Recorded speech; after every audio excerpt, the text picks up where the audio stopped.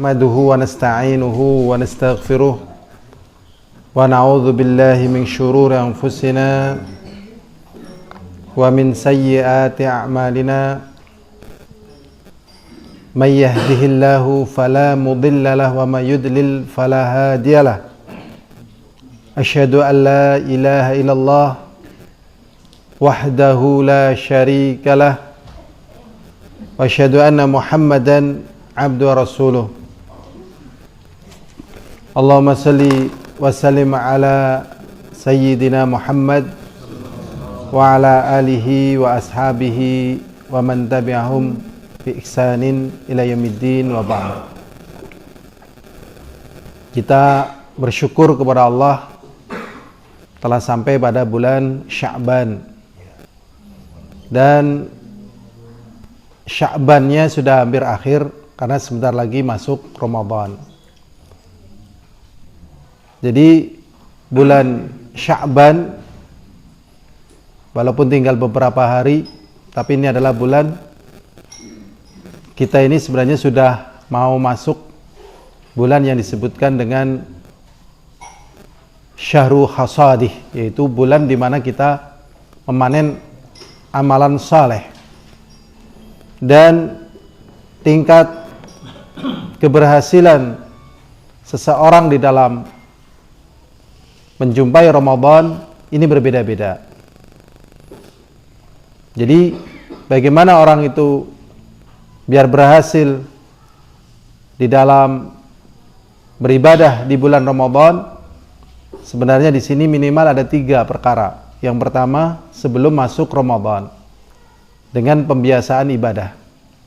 Kemudian tatkala berada pada bulan Ramadan. Kemudian yang jarang dibahas tetapi sering dibahas oleh para ulama, yaitu famadza ba'da Ramadan, apa yang dilakukan setelah Ramadan.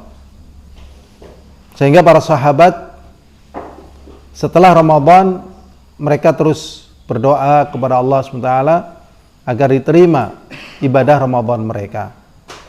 Karena tidak ada di antara manusia yang tahu amalannya diterima atau tidak diterima. Tidak ada yang tahu. Cuman tanda-tandanya ada. Tanda-tanda malah diterima di antaranya adalah kecintaan kepada ibadah meningkat. Kecintaan terhadap amal saleh bertambah. Ketundukan diri, ketundukan hati terhadap kebaikan menjadi lebih kuat lagi. Ini tanda-tanda kalau amalannya diterima di sisi Allah Subhanahu wa taala. Pembahasan Ramadan banyak dibahas dalam kitab-kitab para ulama. Ada yang sifatnya seperti buku yang ada di hadapan saya ini, yaitu Mukhtasar Fiqih Al-Islami fi Dhai'il Quran wa Sunnah. Ini hadiah dari Masjid Nabawi. Atau juga seperti di sini, walaupun ini istilahnya malzamah, ini diktat ya. Jadi ini gurunya yang nulis, tapi sekarang udah dicetak. Ya. Beliau membahas kitab Umdatul Ahkam, cuman sudah disertai dengan khilaf yang ada di dalam pembahasan yang bertalian dengan babnya. Kalau di dalam bab puasa juga pada babnya itu puasa. Atau yang agak jarang dibahas tetapi perlu dibahas, seperti dalam kitab-kitab sihah, yaitu kitab-kitab hadis, seperti dalam Bukhari ataupun di dalam Muslim. Ada persamaannya juga ada perbedaannya. Persamaannya kalau di dalam kitab-kitab hadis atau kitab-kitab sihah tadi Sahih Bukhari, Sahih Muslim misalnya, di samping membahas secara fikihnya, juga ya orang yang belajar, orang yang mendengarkan atau membacanya, dia terbawa pada kehidupan para a'immah dan lebih mengenal tentang kitab-kitab rujukan. Karena tetap umat ini harus dikenalkan dengan kitab-kitab rujukan, yaitu Sahih Bukhari dan Sahih Muslim. Nama itu tidak asing, diterima oleh kaum muslimin, tetapi kemudian ya kitab itu menjadi sesuatu yang berada di tangannya dan dia mempelajarinya. Ini menjadi satu yang jarang ya. Saya ada rencana membaca kitab Siam dalam Sahih Muslim. Cuman qadarullah belum bikin informasinya ya. Nah, tapi mau baca insyaallah. Ya. Insyaallah Ahad besok jam 4 kita baca sampai jam 5 sore. Insyaallah. Mepet sekali waktunya tapi tidak mengapa. Al-hadirun azani wa azakumullah. Ya. Kita mempelajari dari penjelasan tentang as-siyam. Jadi as-siyam secara bahasa adalah al-imsak, menahan ya. Puasa secara bahasa adalah menahan, baik makan, minum, atau jima, dan seluruh pembatal-pembatal dari terbit fajar. Jadi terbit apa? Fajar yang kedua ini. Ini nanti juga kalau dalam kitab Umdatul Ahkam, bukan Umdatul Ahkam, dalam kitab Bul Maram itu dibahas tentang masalah ini fajar. Ini fajar ini sering jadi khilaf ya.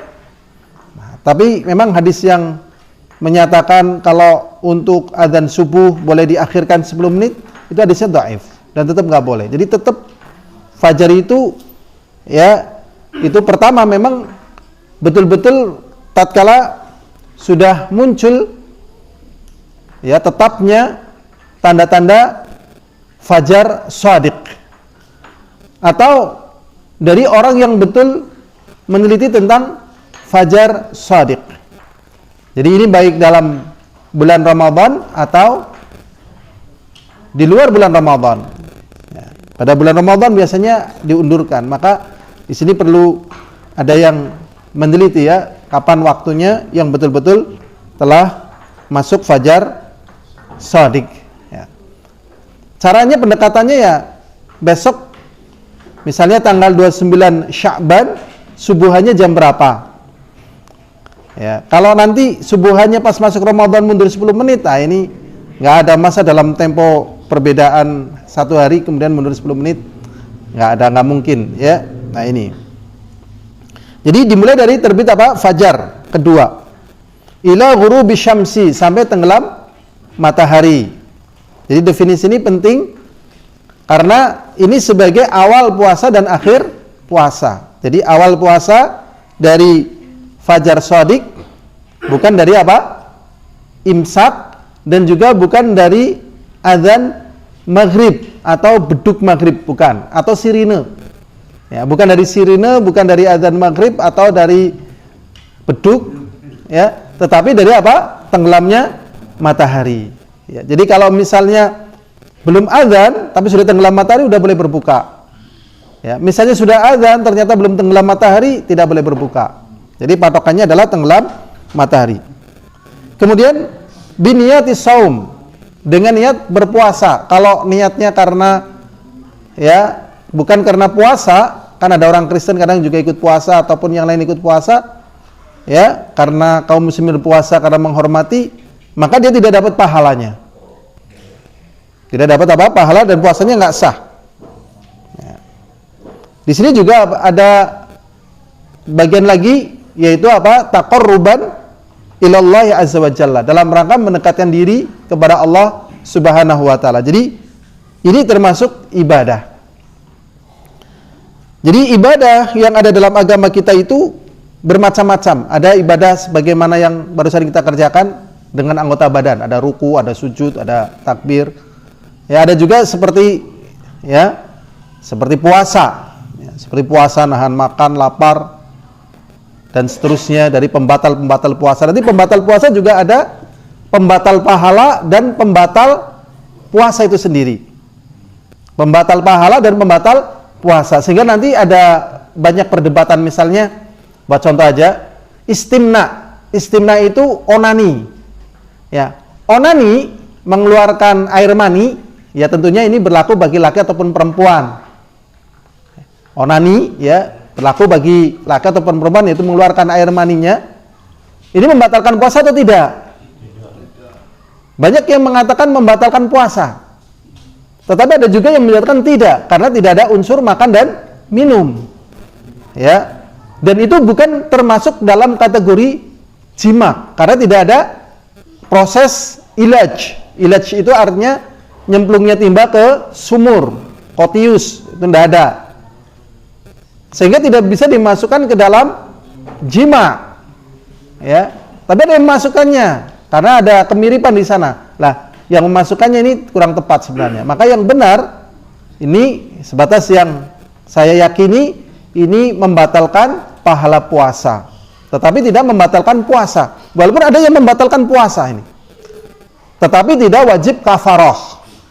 Nah, ini debat di kalangan para ulama. Ya, debat di kalangan para ulama kembalinya kepada apa? Definisi. Kembalinya kepada definisi tentang apa yang kita bahas. Jadi mempelajari definisi sehingga kita tahu apakah puasa kita itu sah atau batal pahalanya atau tidak sah misalnya. Nah, ini penting. Kemudian tadi ibadah macam-macam, ada sholat, ada puasa, kemudian ada apa? Haji, ada zakat, ada jihad. Berbagai macam jenis ibadah. Ini menunjukkan kesempurnaan agama apa? Islam. Al-yauma akmaltu lakum dinakum wa atmamtu 'alaikum ni'mati wa raditu lakum Islam madina. Al-yauma, pada hari ini, akmaltu lakum, aku telah sempurnakan buat kalian dinakum, agama kalian. Wa atmamtu 'alaikum ni'mati, dan telah aku sempurnakan buat kalian nikmatanku. Wa raditu lakum Islam madina, dan aku ridha Islam sebagai agama. Berarti memang dalam agama Islam ini kita ya menerima satu paket. Begitu. Jadi kadang ada orang yang suka zikir tapi nggak suka berderma. Ada orang yang suka berderma tapi nggak suka baca Quran. Ada yang suka baca Quran tapi nggak suka puasa. Nah, ini dilatih semuanya. Termasuk dalam perkara ilmu agama ini, ya, Al-Quran misalnya atau hadis, ada yang berkecocokan dengan akal, sains, ya. Tapi ada betul-betul membantah sains itu sendiri. Makanya terkadang ada sebagian dari kaum muslimin mengagungkan sains, tetapi kejebak kepada ya perkara yang berlebih. Karena memang agama ini ya meliputi seluruh perkara, baik yang manusia cocok, ada manusia yang sukanya batin. Maka suka dengan hal-hal yang berkaitan dengan batin, metafisika, klinik dan seterusnya. Ada juga yang suka dengan akal, ya, sehingga sampai nggak percaya terhadap hal-hal yang berbau dengan dunia-dunia yang tidak kelihatan, yang tidak bisa dijangkau dengan ilmu pengetahuan, tetapi hanya bisa dijangkau dengan apa? Iman dan takwa kepada Allah Subhanahu wa Ta'ala. Inilah agama kita, agama yang sangat apa? Sempurna. Jadi kita dilatih oleh Allah untuk menerima dari segala macam jenis, dalam hal ini ibadah atau dalil atau permasalahan-permasalahan yang itu menjadikan seseorang tingkat derajatnya di sisi Allah ada yang tinggi, terkadang sudah tinggi, terkadang dia jatuh karena ada hal yang dia berat menerima, ya. Dia berat apa? Menerima, ya. Jadi ini ujian sebenarnya, ya, ujian, ya. Ujian. Ilhadirin azani wa azakumullah. Kemudian di dalam agama, di dalam hikmah puasa, di sini ada yang namanya sholahul qalbi. Sholahul qalbi, yaitu hati menjadi benar. Sholahul qalbi wa istiqamatihi bi iqbalihi bil kulliyah ala rabbih wa unsi bihi walidzatihi bimunajatihi. Ini sholahul qalbi, ya, baiknya hati dan istiqomahnya hati bi iqbalihi bil kulliyah ala rabbih. Jadi hatinya semuanya tertuju kepada Allah SWT. Jadi hati itu akan nyaman, akan tenang kalau terfokus kepada Allah Subhanahu wa Ta'ala. Kalau tidak, maka di situ awal daripada dia kehilangan kebaikan hati dan ketenangannya, dan juga kelezatan hati dengan bermunajat kepada Allah. Munajat di sini artinya adalah berbisik-bisik dengan Allah Subhanahu wa taala. Maka yang demikian ini akan terkumpul di dalam masalah ibadah apa? Puasa. Karena ibadah puasa ya, di antara hal yang menonjol adalah bagaimana jiwa atau hati ini bisa kembali jernih, kembali segar menghadap Allah Subhanahu wa taala. Karena umumnya perkara-perkara yang membuat jiwa, hati, perasaan manusia itu kusut, capek, itu biasanya karena ya kurang iqbal kepada Allah atau karena kesibukan-kesibukan yang lainnya. Sehingga pada ibadah puasa dia mau nggak mau ini harus sudah terfokus. Makanya tatkala masuk Ramadan kemudian belum siap, maka dia menjadi orang-orang yang tertinggal.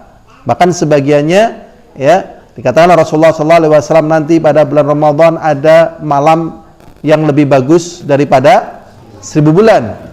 Wa man hurimaha faqad hurim. Barang siapa yang terlewatkan dari malam itu, maka dia terlewatkan dari kebaikan yang banyak. Nah, ini berarti dia keliru atau salah bukan pada bulan Ramadannya, sebelum Ramadannya. Ya, jadi sebelum Ramadannya dia kurang perhatian. Ya. Mungkin ada yang sebelum Ramadannya bagus, pasca Ramadannya tidak menjaga. Ini juga tidak bisa. Maka para sahabat setengah tahun memohon kepada Allah agar ibadah Ramadannya diterima. Dan Rasulullah sudah mulai persiapan Ramadan setengah tahun sebelum masuk Ramadan. Ya, Ramadan itu artinya panas. Ada yang mengatakan kenapa Ramadan dinamakan dengan Ramad? Artinya panas. Ada yang mengatakan karena itu ya menghancurkan dosa-dosa. Ada yang mengatakan memang pas bulan Ramadan itu adalah bulan yang panas, pas musim panas itu di sana. Kalau di tempat kita ya wallahualam kadang bergeser ya. Panas. Dan memang Allah memilih baik bulan, tempat ya, itu sesuai dengan kehendak Allah. Bulan, tempat, orang itu sesuai dengan apa? Kehendak Allah SWT. Bulan misalnya Ramadan, kenapa tidak dicari di bulan lain? Ya itulah Allah pilih. Tempat misalnya Mekah, Madinah, kenapa tidak cari tempat lain? Orang misalnya Nabi, kenapa tidak cari orang lain? Nah, itu pilihan daripada Allah Subhanahu wa taala. Dan Allah pilih Ramadan sebagai bulan di mana kaum muslimin menerima sebagai ibadah yang besar. Al-hadirun rahimani wa rahimakumullah. Hikmah masyru'iyatis siyam. Di sini ada beberapa hikmah tentang disyariatkannya puasa. Yang pertama, as-siyam wasilatun litaqwallah azza wa jalla. Siyam adalah piranti untuk seseorang bisa bertakwa kepada Allah azza wa jalla dengan mengerjakan kewajiban-kewajiban dan meninggalkan keharaman-keharaman. Jadi hikmah yang pertama adalah wasilah untuk apa? Bertakwa. Kata takwa ini adalah kata yang sering didengar dan sangat sederhana. Tapi kata takwa ini adalah kata yang paling mudah bagi siapa saja tatkala menghadapi sekian banyak masalah. Mana yang paling bagus? Pilihlah yang paling dekat dengan apa? Takwa. Dan dampaknya bagaimana? Allah berikan kebaikan tatkala mereka berjalan pada ketakwaan kepada Allah SWT. Yang kedua, hikmah daripada puasa adalah melatih manusia ala dhabtin nafsi, melatih manusia untuk mengatur diri. Jadi melatih manusia untuk mengatur apa? Diri, baik makan, minum, bergaul dengan istri, bangun, makan malam, dan seterusnya dari perkara-perkara yang ada dalam ibadah puasa. Kemudian juga melatih kesabaran di dalam apa? Kesulitan. Sebenarnya ibadah puasa ini adalah ibadah yang sangat agung. Ya, ibadah yang sangat apa? Agung. Sehingga tatkala manusia tidak perhatian dengan ibadah puasa ini, maka dia tidak bisa melihat adanya lataif. Ya, lataif yaitu rahasia-rahasia yang terkandung bagi mereka yang menjalaninya dengan baik. Jadi nanti akan adanya lataif yang dia jumpai. Masya Allah, bisa mengendalikan diri, ya, bisa paham dengan orang lain. Dan dampaknya adalah terjaganya nikmat dan selamatnya seseorang dari petaka. Jadi berapa banyak orang yang dapat kenikmatan ternyata hilang dalam sekejap. Sebabnya ya mungkin diantara ini tidak bisa melihat adanya lataif, sehingga kenikmatannya tidak kekal, mudah hilang. Padahal dia nyarinya susah, setelah dapat ternyata mudah hilang. Berikutnya hadirun azani wa azakumullah. Kemudian puasa menjadikan seseorang merasa, ya, tentang penderitaan saudaranya. Ini biasa dibahas, ya. Biasa dibahas masalah seperti ini, hikmah puasa. Kemudian puasa juga membersihkan jiwa dan memperbaiki akhlak. Dan juga pada puasa ada rihlah al-hijaz al-hadmi, yaitu merupakan pembersihan bagi, ya, seperti lambung dan seterusnya. Ini pembahasannya pada kesehatan. Ilhadirun azani wa azakumullah. Di sini dibahas tentang pembagian puasa. Jadi puasa dibagi dua di dalam kitab ini. Yang pertama puasa kecil, yaitu puasa badan, yang dilakukan dari terbit fajar sampai tenggelam matahari, ya, dari menahan pembatal-pembatalnya makan, minum dan seterusnya tadi.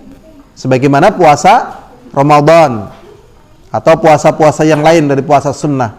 Ini namanya di sini dikategorikan puasa apa? Kecil. Ada puasa kecil. Kemudian pembahasan yang kedua yaitu puasa besar. Nah, puasa besar dimulai dari seseorang itu baligh. Jadi tatkala dia udah balik, dia mau nggak mau harus sudah menjalankan puasa, menahan, ya, lisannya, matanya, anggota badannya, perkataannya, perbuatannya, pandangannya, bahkan sangkaannya. Ini harus betul-betul, ya, harus betul-betul apa? Dijaga, ya, betul-betul apa? Dijaga. Matanya juga dijaga, ya. Inna sama wal basara wal fuada kullu ulaika kana anhu mas'ula. Pendengaran, penglihatan, ya, ini harus dijaga. Lidah ini, ya, mulut di bawah perut.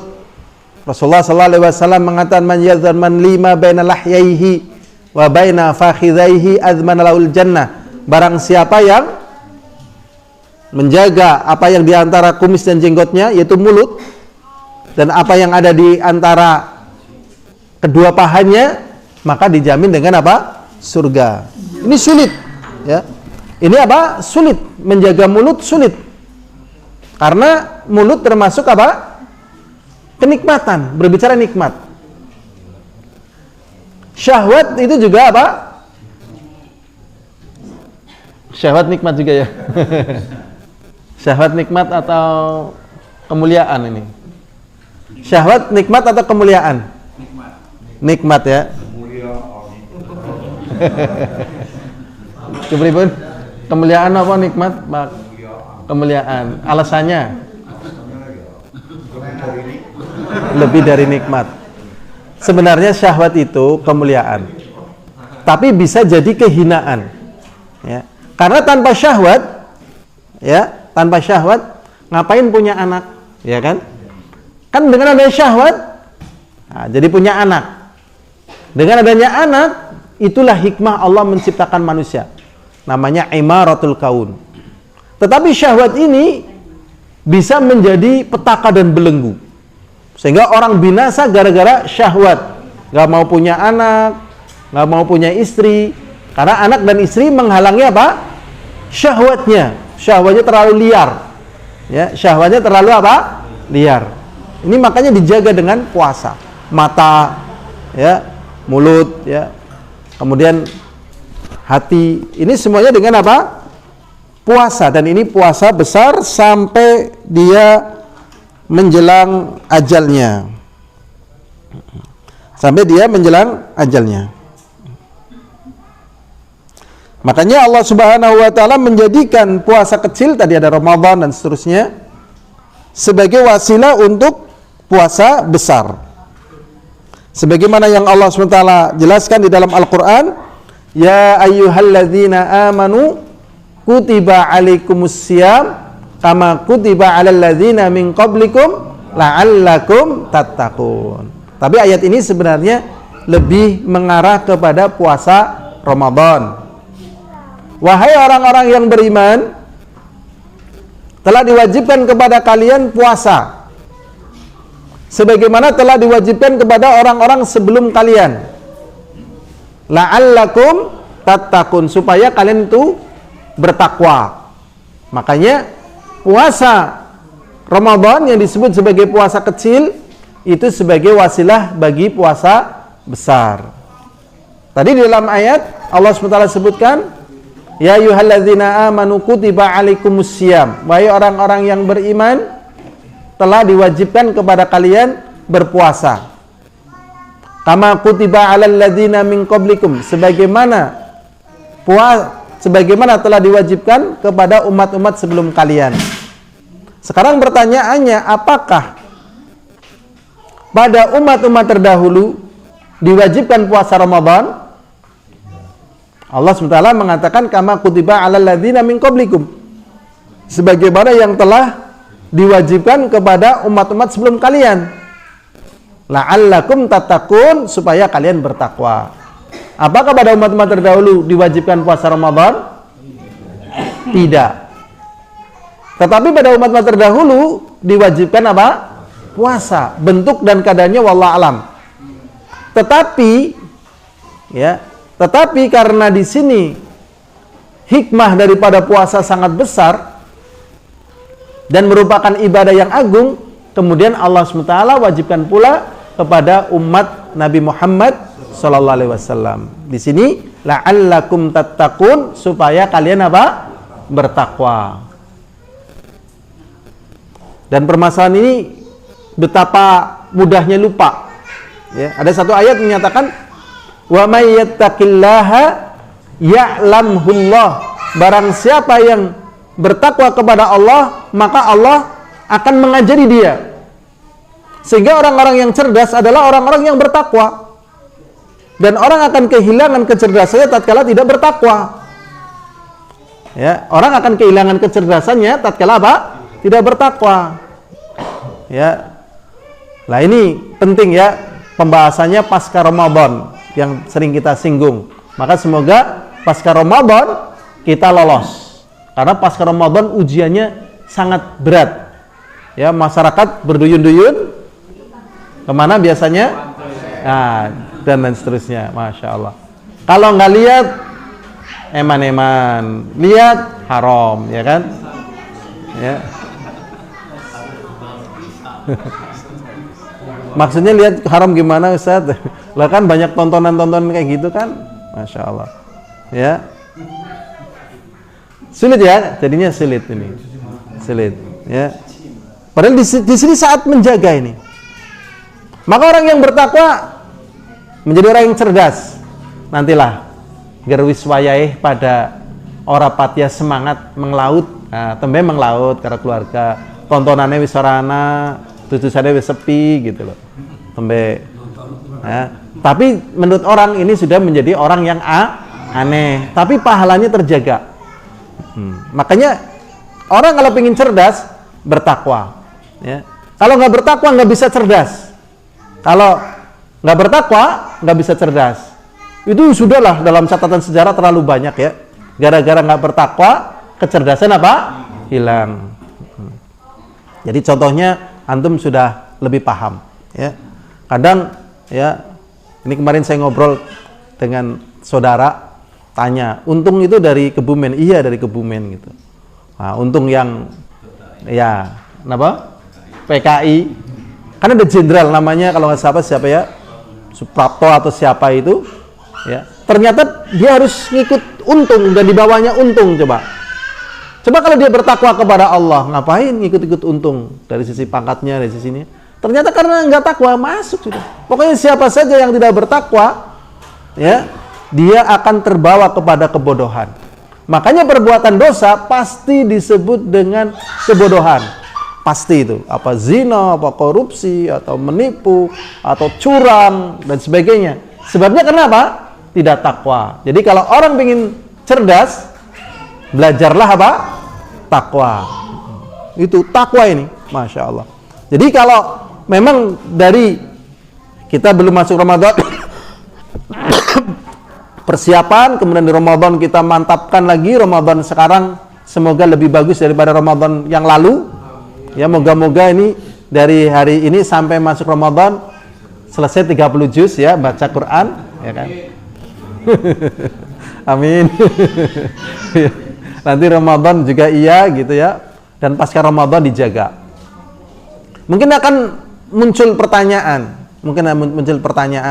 Lah urip dene ibadah tok iki kepriwe, kapan santene, kapan ya, masa ya ora oleh maksiat ya kan, ya sedikit-sedikit ya ora apa-apa lah, masa ngibadah bae,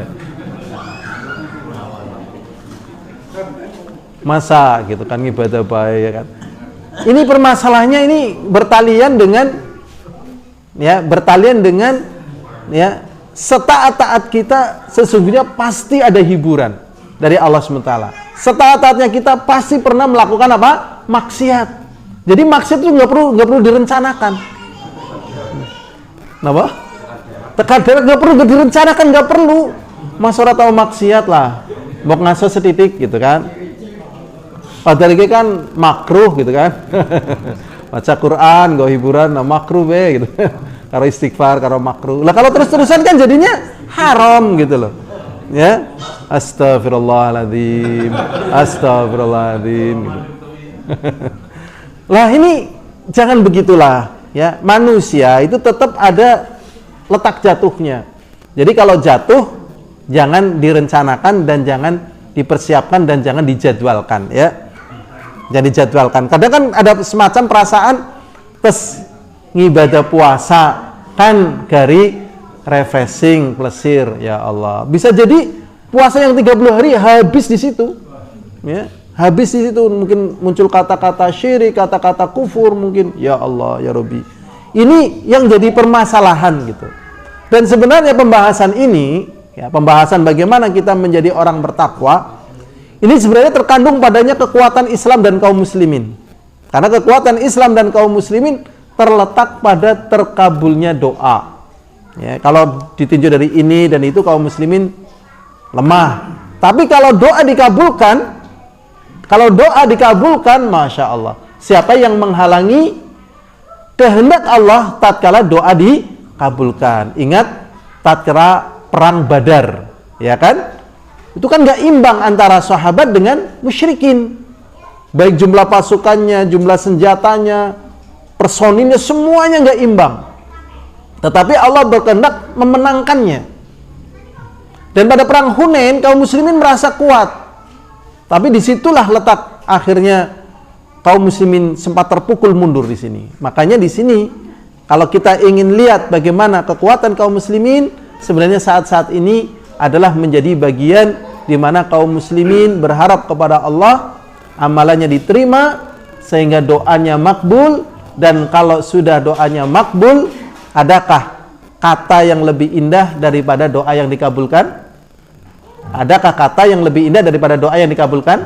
Tidak ada. Ya Allah, berikanlah aku cucu yang hafal Quran usia 10 tahun, dikabulkan misalnya.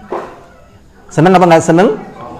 Ya Allah, dan seterusnya sesuai yang ada di dalam hati antum masing-masing, ya. Di dalam hati antum masing-masing. Ya hadirun azani wa azakumullah.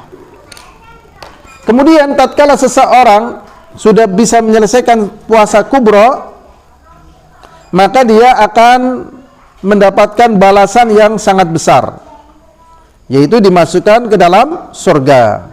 Tetapi kalau tidak, maka dia termasuk dalam pembahasan ayat ini. Di dalam surat Al-A'raf ayat 79. Walaqad dzara'na li jahannama katsiran minal jinni wal insi. Dan sungguh-sungguh kami telah sediakan untuk neraka jahanam mayoritasnya penghuninya dari kalangan jin dan manusia. Sebabnya apa?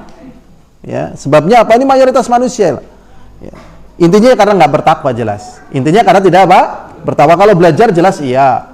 Ya, melakukan penelitian jelas iya. Ya, melakukan pengembangan jelas iya. Melakukan evaluasi jelas iya. Tetapi takwanya ini lepas. Ih, induk.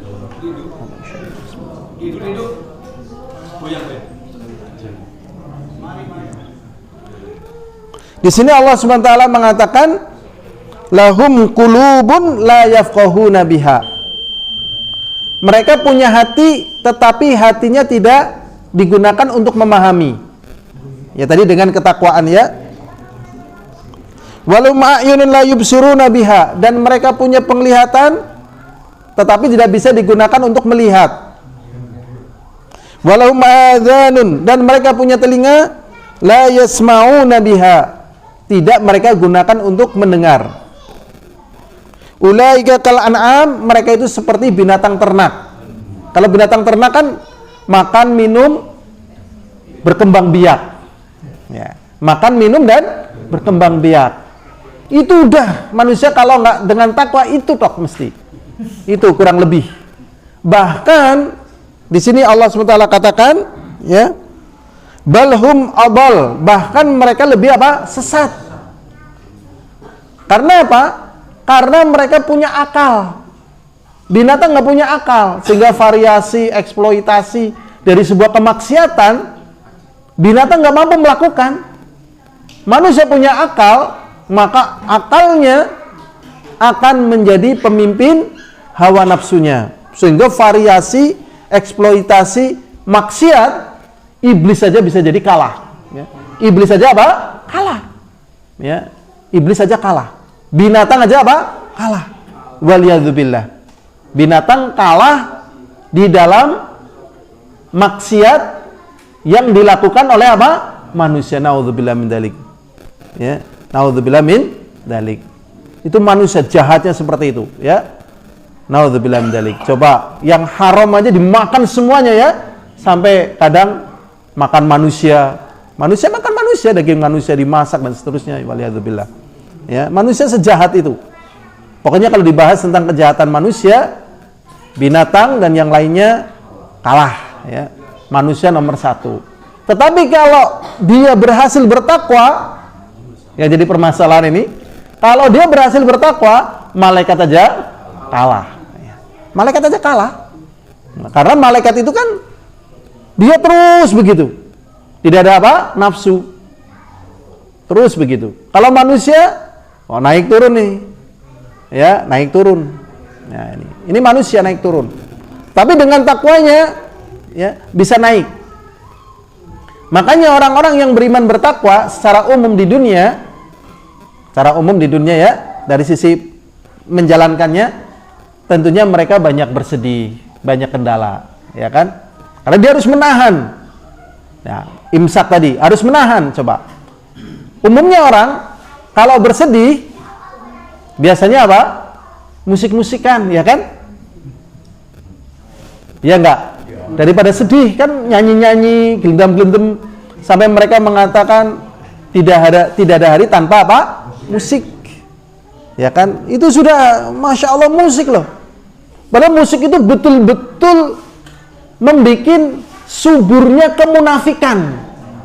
Misalnya kesepuan nyanyi, ya, lagu kenangan, nah ini kan, lupa sepuhnya, kesepuan, nyanyi lagu kenangan, berarti nomaning, syahwatnya itu bertahta.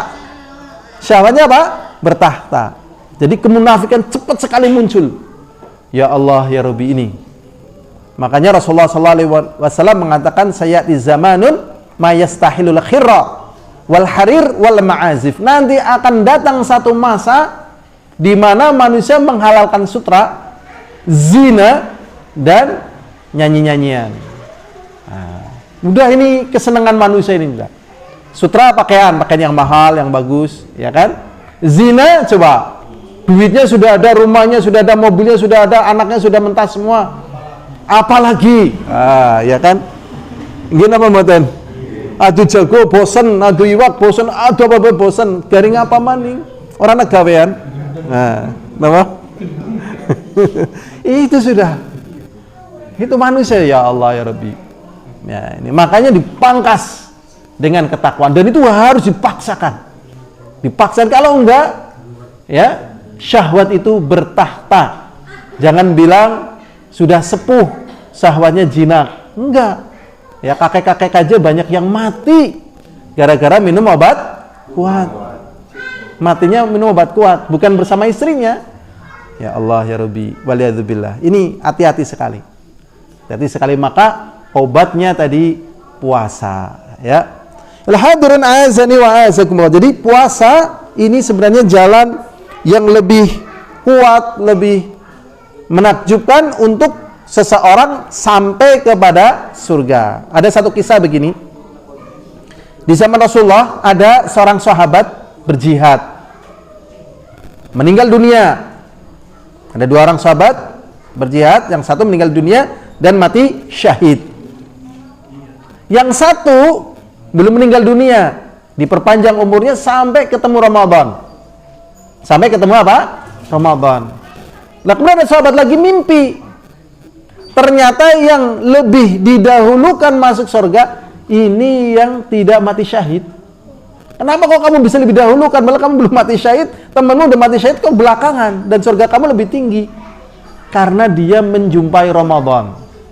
Nah, makanya Ramadan ini bagi orang-orang yang tahu tentang utamanya dan hikmahnya, dia akan menyapih syahwatnya. Dan menyapih syahwat itu sulit. Ya, menyapih syahwat itu apa? Sulit. Termasuk menyapih syahwat dari berhubungan dengan manusia. Nanti kalau iktikaf itu artinya uquful qalbi ilallah, yaitu terkumpulnya hati kepada Allah. Injizabur ruh ilallah ta'ala, tersedotnya ruh kepada Allah subhanahu wa ta'ala, dan memutuskan hubungan dengan seluruh makhluk. Ya, ya termasuk mungkin dengan istri, kalau nggak penting nggak usah, dengan teman dan sebagainya nggak usah gitu. Orang yang sibuk rata-rata nggak kuat untuk beribadah lama-lama. Kalau orang kaya, kalau haji, milih haji yang reguler atau haji plus. Kenapa? Cepet kan mau ada orderan, ada ini dan itu. Ketahuilah orderan kadang itu menjadi petaka. Karena apa? Yang namanya manusia, apabila diberi satu gunung Uhud emas, apakah dia sudah puas? Belum.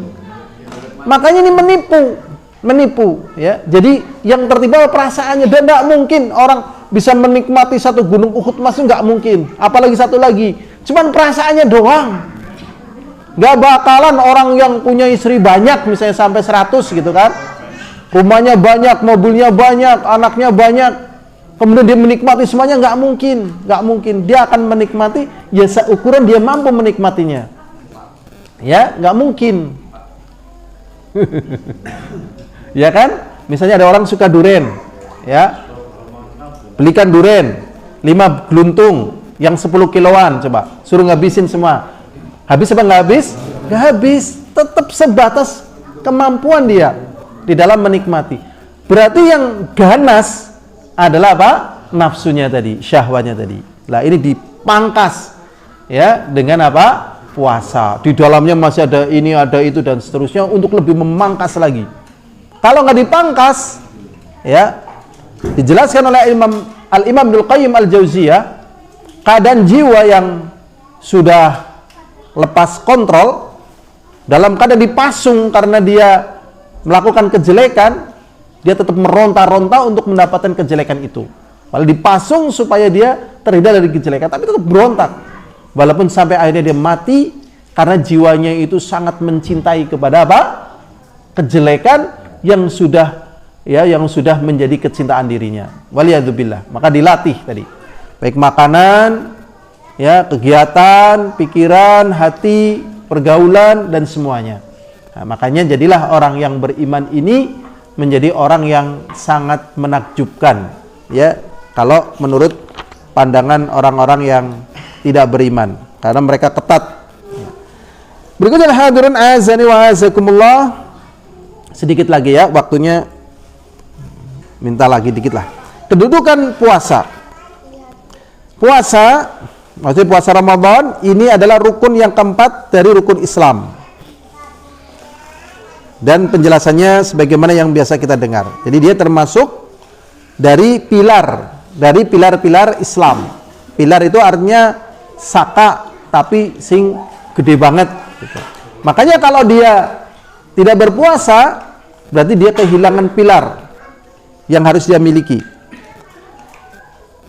Kemudian keutamaan bulan Ramadan, di antaranya di dalam surat Al-Baqarah ayat 158. Allah SWT berfirman, Syahrul Ramadan alladzi unzila fil Qur'an. Bulan Ramadan adalah bulan di mana diturunkan Al-Qur'an. Jadi diturunkannya Al-Qur'an bukan pada malam tanggal 17 Ramadan, ya. Orang biasa merayakan malam nuzulul Qur'an. Kemudian Quran yang diturunkan ini itu Quran yang dari Lauhul Mahfuz ke langit apa? Yang dari Lauhul Mahfuz ke langit dunia. Adapun kalau yang dari langit dunia ke dunia ini diturunkan secara berangsur-angsur. Nah, makanya Masya Allah, inilah kedetailan seseorang yang belajar, diantaranya di dalam menentukan pendalilan. Jadi belajar ilmu agama ini sebenarnya kalau bukan pertolongan Allah sulit mendapatkan sesuatu yang benar, karena semua orang main di bidang agama, ya, sementara terkadang dia nggak tahu apa yang dia sampaikan ini benar apa salah. Ini, lah yang menerima juga nggak tahu, sehingga kata Rasulullah, "Dallu wa adallu," sudah sesat, menyesatkan. Jadi bulan diturunkannya Al-Quran ini pada bulan Ramadan, ya, yang dari Lauhul Mahfuz ke langit dunia. Hudal linnas, sebagai petunjuk bagi manusia, wa bayyinatin minal huda, dan sebagai penjelas dari petunjuk, wal furqan, dan juga sebagai pembeda, ya, jadi sebagai pembeda. Jadi memang orang yang paham Quran dengan orang yang tidak paham Quran akan terjadi perbedaan yang luar biasa. Perbedaannya yang nampak adalah ketenangan dia di dalam menerima apa yang Allah tunjukkan sebagai satu kebenaran, yang dia mengetahui kebenaran itu dengan hujah-hujah yang benar dan hujah-hujah yang kuat, baik dari dalil Al-Quran ataupun dari kenyataan yang ada di dunia ini. Faman syahida minkum syahra falyasum, maka barang siapa yang menjumpai bulan itu di antara kalian, maka hendaklah berpuasa.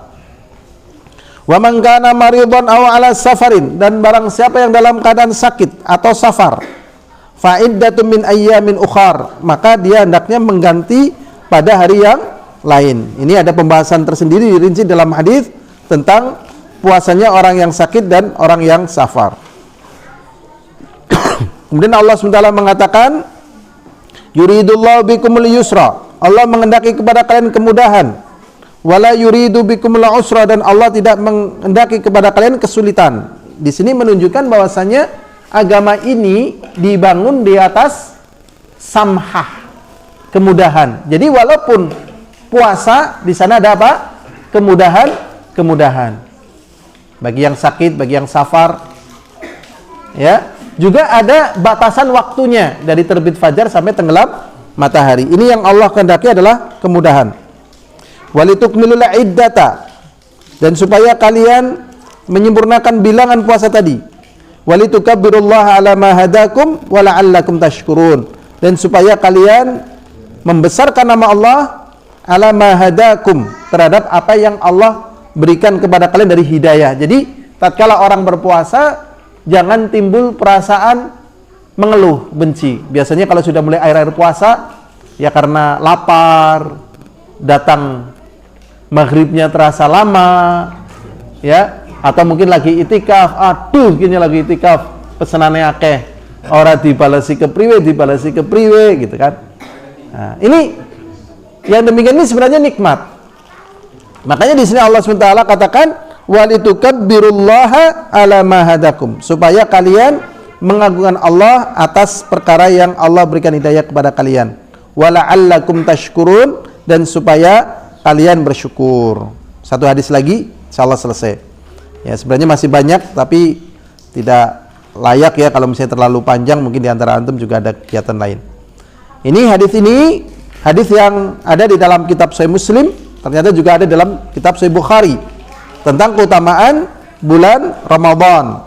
Jadi ada keutamaan bulan Ramadannya, ada keutamaan puasanya, ada keutamaan bersedekahnya, membukakan puasanya, ada keutamaan qiyamul lailnya. Jadi yang dibahas di sini adalah keutamaan bulan Ramadannya. Itu dari hadis Abu Hurairah radhiyallahu taala anhu, Rasulullah sallallahu alaihi wasallam bersabda, "Idza jaa Ramadan, apabila datang Ramadan, futihat abwabul jannah." Maka dibuka pintu surga. Jadi pintu surga dibuka pada bulan Ramadan. Wa ghuliqat abwabun nar, dan ditutup pintu neraka. Wa sufidati syayatin, dan dibelenggu syaitan. Ini keutamaan pada bulannya, bukan pada apa? Puasanya, bukan pada baca Qur'annya, bukan pada qiyamul lailnya, bukan pada kesabarannya. Kan Ramadan itu kan banyak isinya, ya. Nah, sampai akhirnya ada orang mengatakan kamu tidak boleh ngomong Ramadan. Jadi kalau kamu bilang Ramadan nggak boleh. Harus apa? Syahrul Ramadan, bulan Ramadan. Jadi kalian bilang Ramadan nggak boleh. Harus Syahrul Ramadan. Benar apa salah ucapan ini? Benar apa salah? Jadi karena saking mulianya Ramadan, ya, ada orang mengatakan nggak boleh. Ini ada dalilnya nih. La taqulu Ramadan, fa inna Ramadan asma'un min asma'illah. Ini ada hadisnya itu. Ya, di sini dalam kitab Umdatul Ahkam disebutin, janganlah kalian mengucapkan Ramadan, karena Ramadan itu termasuk nama dari nama-nama Allah. Jadi kita suruh mengucapkan apa? Syahrul Ramadan. Benar apa salah? Wis katanya mantep-mantep gak ditakoni. Ini pentingnya ngaji loh. Ngaji itu bukan hanya sekedar kita dapat ilmu, tapi juga harus kritis. Karena kalau ilmu yang salah, seperti ya resep yang salah, obat yang salah, ini jadinya malpraktek ini. Malpraktek dalam bidang agama nggak kelihatan. Kalau malpraktek di bidang kesehatan, salah suntik, kelepek-kelepek mati, kelihatan mati nih. Tapi kalau malpraktek dalam bidang agama, loh jadi ketemunya nang neraka gitu sih kepriwe. Kan repot, bisa kembali lagi? Enggak, maka harus benar. Nah sekarang pertanyaannya itu dari hadis itu benar apa salah itu? Orang rame itu. Makanya nanti mungkin antum akan mendengar, mungkin di postingan atau di ucapan orang, kita nggak boleh ngomong Ramadan. Ramadan itu kan termasuk nama dari nama Allah. Yang benar, ya hadisnya lemah ini. Hadisnya apa? Lemah. Jadi kita boleh nggak ngomong Ramadan? Boleh. Dalilnya mana? Lihat tadi hadisnya dari Abu Hurairah muttafaqun alaih. Rasulullah sallallahu alaihi wasallam mengatakan, "Idza jaa Ramadan," apabila datang Ramadan. Nih kan Ramadan ada syahrnya nggak? Nggak ada. Ya, ada hadis lagi yang lainnya. Nah, Rasulullah mengatakan, "La tuqaddimu Ramadan bisaumi yaumin wala yaumaini illa rajulun kana yasumu falyasumhu." Kalian dilarang melakukan persiapan Ramadan sehari atau 2 hari sebelum Ramadan. Ini semangat yang terlambat. Semangat yang apa? Terlambat. Oh, game Ramadan untuk persiapan. Tapi sudah sehari atau 2 hari ini nggak boleh. Kecuali kalau orang yang sudah biasa puasa. Misalnya biasa puasa Senin, Kamis, puasa Daud. Nah, kemudian dia masuk ya pada tanggal 29 Sya'ban. Ya, kan bingung ini tanggal 29 Sya'ban ya atau 30 Sya'ban atau sudah masuk tanggal 1 Ramadan. Kalau nggak biasa puasa nggak boleh. Karena ini timbul apa? Labes. Timbul kesamaran. Jadi dalam agama kita ini nggak boleh yang namanya apa? Labes-labesan itu nggak boleh. Samar-samar nggak boleh dalam agama ini karena ada batasannya gitu. Ini jadi batasan dalam agama dalam segala hal. Yang pernah kita singgung prewedding. Ya. Ini berbahaya ini. Tukar cincin ini berbahaya. Kalau prewedding, tukar cincin sudah diakad atau belum? Tapi bagaimana rasa orang yang sudah melakukan prewedding dan tukar cincin? Semi halal? Lah ora apa-apa wis gede kan wis bisa jaga. Wong wis lamaran. Ya tapi kan urung dadi bojone, bapak kan urung mantune Pak iya ta wis bocah gede men. Akhirnya dibiarkan satu kamar. Apa akankah seekor serigala suruh menunggu biri-biri dalam satu hari satu malam dia bersabar menunggu biri-biri itu? Tidak, lebih-lebih manusia itu tadi yang lebih jahat daripada biri-biri. Maka prewedding, tukar cincin jangan dilakukan. Ini jadinya semi-semi itu, semi-semi. Kemudian menambahkan nama suami di belakang istri nggak boleh itu. Ya kan biasanya Nyonya A, terus nama suaminya di, iya kan? Iya kan kayak gitu kan? Nyonya Fatimah, misal loh, Budiono gitu kan? Fatimah Budiono. Loh ini kok ini nama laki-laki? Ini nama suaminya gitu loh. Ini kamu pakai cincin apa sih? Cincin kawin. Oh. Ya Allah, ini nggak ada dalam Islam, nggak ada. Pokoknya sebelum akad, posisi laki-laki bagi perempuan tadi adalah apa? Syaitan. Ya. Kenapa? Ya karo perak karo karet karo kawat karo bendrat. Untuk masalah cincinnya, tuker cincin nggak ada dalam Islam. Ini yang membuat, ya Allah, ini runyam, ini urusan kaum muslimin runyam, ya runyam gitu, runyam. Masya Allah, ini hati-hati sekali. Pokoknya laki perempuan itu, ini masya Allah, ya hati-hati. Sebenarnya kalau perkara yang demikian ini bisa dijauhkan, ya. Kalau perkara yang begini bisa dijauhkan, masya Allah ya, sekian banyak nyawa selamat, ya kan? Nyawa melayang kan gara-gara kan dekat, ya kan? Akhirnya terjadi pembunuhan dan seterusnya. Nah ini obatnya adalah dengan puasa. Maka ada yang membatalkan pahala, ada yang membatalkan puasa. Ya, makanya moga-moga lah dengan puasa ini kita bisa lebih bersabar ya, lebih bersabar ya Allah, ya kan? Masya Allah. Ini saja yang bisa kita pelajari. Semoga puasa kita makbulah dan semoga nanti pasca puasa kita menjadi sosok-sosok yang kita merasakan di dalam hati kita ada kekuatan baru ya. Ibaratnya baterai ya wis mandan ngecas lah ya. Mandan ngecas masih bisa dibawa mungkin sampai Ramadan berikutnya. Kita nanti perhatian dengan hati kita ya, berapa bulan ke depan setelah selesai Ramadan semangat ibadahnya masih terasa ya. Mungkin bulan pertama masih terasa, bulan kedua, bulan ketiga sudah biasanya udah dip nanti kelalen itu, kelalen pas bulan Sya'ban deling namaning, oh iya gitu kan, seminggu hilang, masya Allah. Iya, orang pulang haji semangatnya iya tahun pertama, tahun kedua, tahun ketiga, tahun keempat wis adem, rata-rata adem, ya, masya Allah. Jadi ada ademnya itu, manusia itu mengalami apa? Adem. Ya.